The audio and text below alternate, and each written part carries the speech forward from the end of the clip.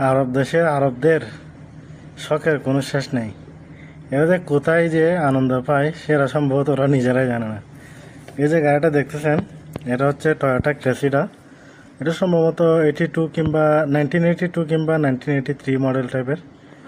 কিন্তু গাড়িটার তখনকার যুগে কিন্তু এই আপনার অনেক লাক্সারিয়াস গাড়ি ছিল আর কি। ভিতরের ডেকোরটা দেখলে বোঝা যাচ্ছে, এবং কিন্তু ফুললি অটোমেটিক ছিল এটা।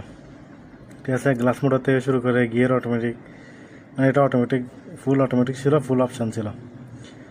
এখন এই গাড়িটা কিছুদিন পূর্বে একটা ওমানি আমার পাশের দোকানে গাড়ি পার্কিংয়ে পার্ক করছে।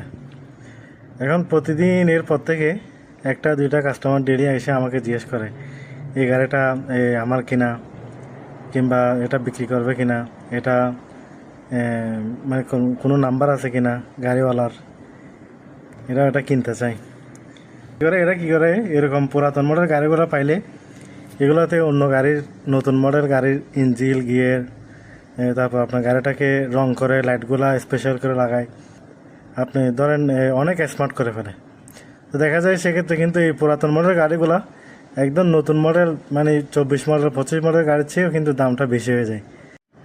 এটাকে এমনভাবে বানায় আপনি দেখলেই কিন্তু মানে বিশ্বাসই করতে পারবেন না যে এটা পুরাতন মডেল গাড়ি। তারপরে এরা শখের বসে কিনে আর কি। এটাকে একটা ব্র্যান্ড মনে করে।